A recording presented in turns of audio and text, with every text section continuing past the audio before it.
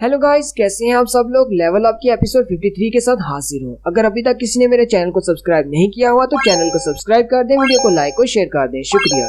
तो आज Jeju island की रेड स्टार्ट होने वाली है। एक हेलीकॉप्टर में कोरिया की तरफ से 6 हंटर्स जेजू आइलैंड की तरफ निकल पड़ते हैं, जबकि उसी वक्त दूसरे बाकी सारे कंट्रीज जो कि जेजू आइलैंड के इर्द गिर्द हैं, उनके सीज में दिखाया जाता है कि बड़ी बड़ी शिप्स रेडी हो जाती हैं कि अगर कोई चूंटियां वहां से उड़कर बाहर निकलती हैं तो उन सबको मारा जा सके, जिनमें चाइना और ताइवान के सीज शामिल हैं। जबकि जेजू आइलैंड के करीब बहुत सारे बड़े बड़े जहाज जाते हैं जो कि हाईटेक मिलिट्री वेपन से लोडेड हैं, ताकि चींटियों को बाहर निकलने से रोका जा सके। जेजू आइलैंड के इर्द गिर्द जितनी भी शिप्स होती हैं, उन सब की कमांड जोंगसू के पास होती है। जोंगसू आपको पता होगा कोरिया के टॉप 5 गिल्ड्स में से जीसाडान गिल्ड का गिल्ड मास्टर है, जो कि एक ए रैंक का हंटर है। जोंगसू अपने साथियों से कहता है, अपने आप में जरा भी डर को पैदा मत होने दो, वरना चींटियां तुम्हारे अंदर डर को महसूस कर लेंगी और सबसे पहले तुम्हें मारने के लिए आएंगी। जोंगसू का वॉइस मास्टर उसे कहता है, लेकिन क्या ये सारी बात हम पर भी अप्लाई होती है? हम लोग तो जेजू आइलैंड से बहुत ज्यादा दूर हैं।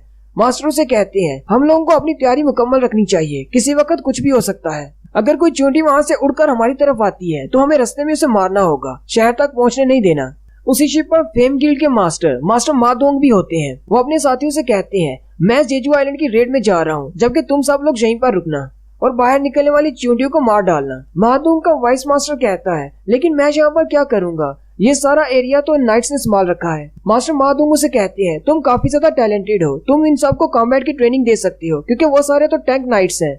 वाइस मास्टर उनसे कहते हैं, मास्टर मादोंग, मैं चाहूंगा कि आप सेफली वापस आ जाएं। ये वाला सीन इन सारे हंटर्स के हेलीकॉप्टर में बैठने से पहले का है। वहीं पर रिपर गिल्ड के मास्टर लिमताई भी होते हैं, जो कि कॉल सुन रहे होते हैं और उनसे कहा जा रहा होता है कि मिनसांग को फ्रंट पे भेज दिया गया है। लिमताई बहुत ज्यादा परेशान होते हैं और कहते हैं, तुमने हमारे मिनसांग को फ्रंट पे क्यों भेजा? तुम्हें पता है मैंने उस पर कितना ज्यादा पैसा खर्च किया है, वो हमारा हीरो है। अब तुम ये कैसी बात कर रही हो? क्या हम उसकी पोजीशन चेंज नहीं कर सकते? अच्छा ठीक है, उसे कहो कहीं पर चुप कर रहे जब तक कि ये सारा मसला हल नहीं हो जाता। मैं नहीं चाहता कि मेरा ली मिनसंग वहाँ पर मारा जाए। और उसी वक्त मेनलैंड का भी सीन दिखाते हैं कि जितने भी हंटर्स बच जाते हैं बाकी सारे गिल्ड्स की तरफ से, उन सबको मेनलैंड पर मुख्तलिफ हिस्सों पर डिप्लॉय कर दिया जाता है, क्योंकि अगर कुछ चींटियां बचकर मेनलैंड पर पहुंच जाती हैं तो वहाँ पर कुछ हंटर्स होने चाहिए जो उन चींटियों को मार सके और आम लोगों को बचा सके।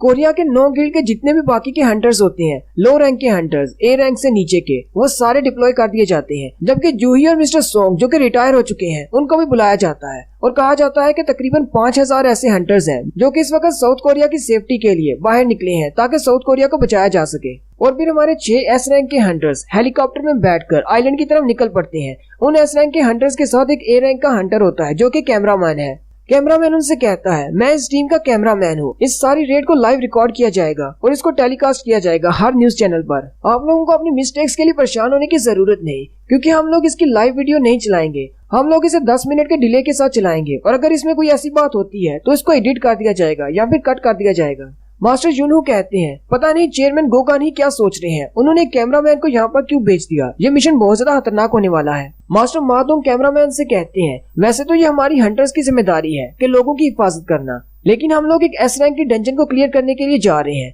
इसलिए मैं तुम्हें पहले ही कहना चाहता हूँ, वहाँ पर तुम्हें अपना ख्याल खुद रखना होगा।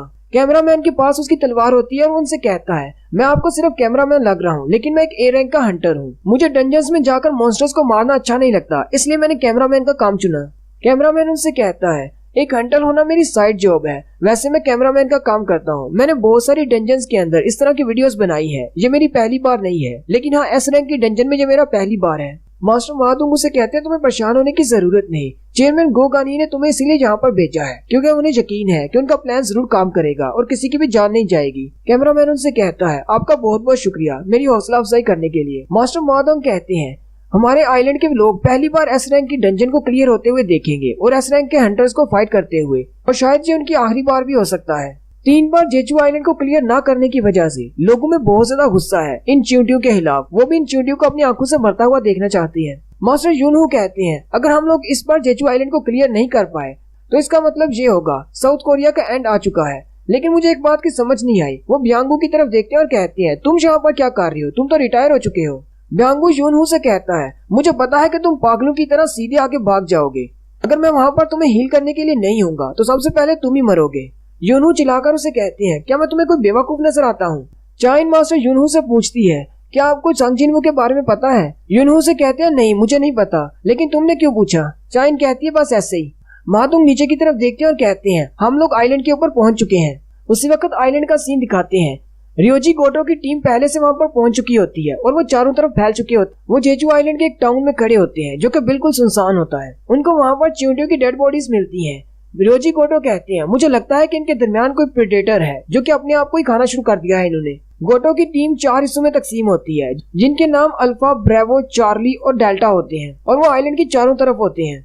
रियोजी गोटो उन सबसे कांटेक्ट करने के बाद कहते हैं, अभी अपनी पावर को रिलीज करो और चींटियों को बाहर बुलाओ। साथ ही वो चारों टीम्स अपनी अपनी पावर्स को रिलीज करती हैं जिससे बहुत ज्यादा मैजिकल एनर्जी निकलती है। जबकि कोरिया के हंटर ऊपर जहाज से देख रहे होते हैं और कहते हैं, हमें लगता है स्टार्ट हो चुका है, हमें जल्दी से नीचे उतरना होगा। चींटियों की टनल में से बहुत सारी चींटियां निकलकर बाहर आ जाती हैं और चारों तरफ फैल जाती हैं जहां से उन्हें एनर्जी महसूस होती है। जबकि उनमें से कुछ चींटियां उड़ती हुई सीधी हेलीकॉप्टर की तरफ आती है।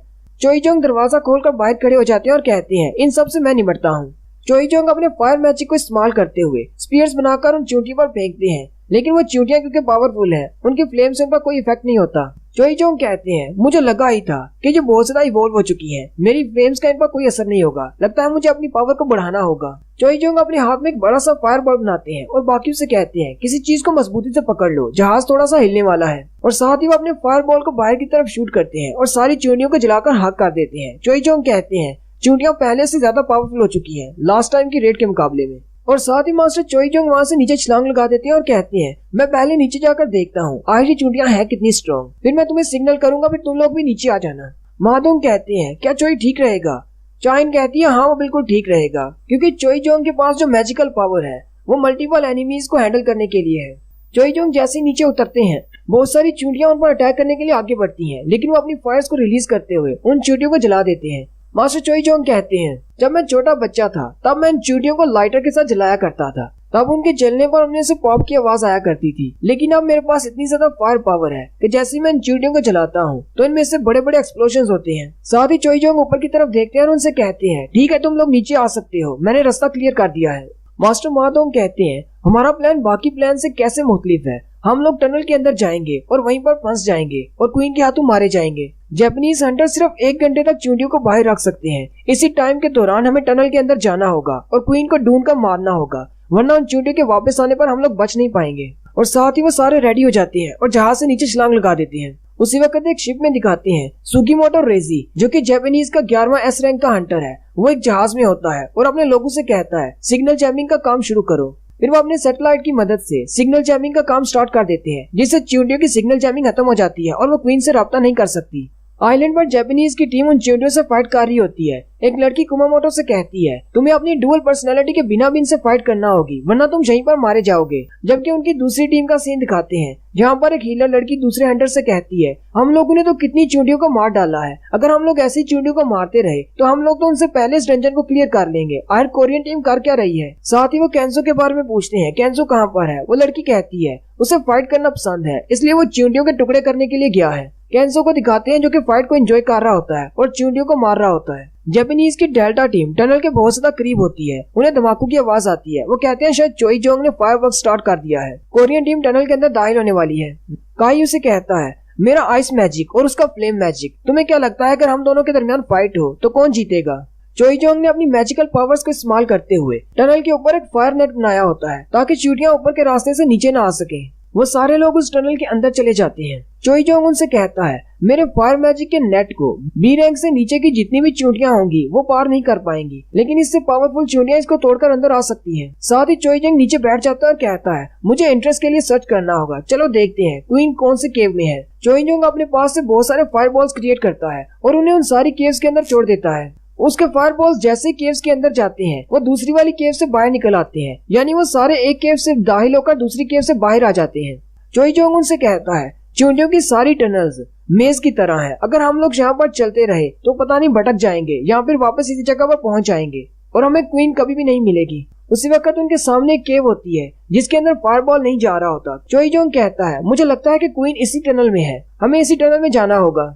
यूनहू चोईजोंग की तरफ देखते हैं और कहते हैं, ये तो वाकई में एक रिलायबल टीममेट है। चोईजोंग उनसे कहता है, चलो फिर टनल के अंदर चले। उसी वक्त मेनलैंड का एक सीन दिखाते हैं। जिन्हू अपनी डेली क्वेस्ट को पूरा कर रहा होता है, उसने 10 किलोमीटर की दौड़ कंप्लीट की होती है। जिन्हू जिस पार्क में खड़ा होता है कहता है, यहाँ पर वैसे तो बहुत सारे लोग होते हैं लेकिन आज यहाँ पर कोई भी नहीं है, लगता है जेजू आइलैंड की रेड स्टार्ट हो चुकी है और वो सारे लोग जेजू आइलैंड की रेड ही देखने बैठे हैं। जिन्हू कहता है, कोरिया के और जापान के एस रैंक के हंटर्स वाकई में बहुत ज्यादा स्ट्रॉन्ग है, इसलिए मुझे उस रेड को देखने का कोई शौक नहीं। अगर मैं उनके साथ नहीं भी गया तो कोई बात नहीं, मुझे लगता है कि वो सारे इतने ज्यादा स्ट्रॉन्ग तो हैं कि वो इस रेड को कंप्लीट कर सकते हैं। साथ ही चिन्मू कहता है, लेकिन अगर कुछ बुरा हो गया तो फिर मैं कुछ नहीं कह सकता कि उनके साथ क्या होगा। और यहीं पर हमारी एपिसोड 53 का एंड होता है। एक्सप्लेनेशन अच्छी लगी हो तो कमेंट करके जरूर बताएं। चैनल को सब्सक्राइब कर दें, वीडियो को लाइक और शेयर कर दें। शुक्रिया।